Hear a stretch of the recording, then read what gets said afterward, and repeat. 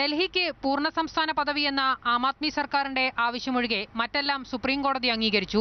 Chief justice Deepak Mishra അധ്യക്ഷനായ 5-അംഗ ഭരണഘടനാ bench വിയോജിപ്പില്ലാതെ 3 വിധിന്യായങ്ങളാണ് പ്രസ്താവിച്ചത്. പോലീസ്, ക്രമസമാധാനം, ഭൂമി എന്നിവയൊഴികെ സംസ്ഥാന പട്ടികയിലുള്ള വിഷയങ്ങളിൽ നിയമസഭയ്ക്ക് നിയമനിർമ്മാണവും നിർവഹണവും നടത്താം. ഗവർണർക്ക് സ്വതന്ത്രമായ അധികാരങ്ങളില്ല. മന്ത്രിസഭയുടെ ഉപദേശപ്രകാരം പ്രവർത്തിക്കാൻ ലഫ്റ്റനന്റ് ഗവർണർ ബാധ്യസ്ഥനാണ്. എന്നാൽ എല്ലാ തീരുമാനങ്ങൾക്കും ലഫ്റ്റനന്റ് ഗവർണറുടെ അനുമതി വേണ്ട. സർക്കാരും ലഫ്റ്റനന്റ് ഗവർണറും തമ്മിൽ അഭിപ്രായ വ്യത്യാസം വന്നാൽ വിഷയം രാഷ്ട്രപതിക്ക് വിടാം. ഇതിന്റെ പേരിൽ പദ്ധതികൾക്ക് മുകളിൽ അടയിരിക്കാനാവില്ല. ഡൽഹിക്ക് പ്രത്യേക പദവി നൽകുന്ന ഭരണഘടനയുടെ 239 AA അനുച്ഛേദം പ്രയോഗിക്കുമ്പോൾ ജനതാൽപര്യത്തിന് മുൻതൂക്കം നൽകണം.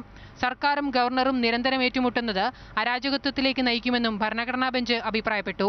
യഥാർത്ഥ അധികാരം തിരഞ്ഞെടുക്കപ്പെട്ട ജനപ്രതിനിധികൾക്കാണെന്നും ഡൽഹി ദേശീയ തലസ്ഥാനമായതിനാൽ സന്തുലിത സമീപനമാണ് ആവശ്യമെന്നും അനുബന്ധ വിധിന്യായത്തിൽ ജസ്റ്റിസ് ചന്ദ്രചൂഡ് പറഞ്ഞു.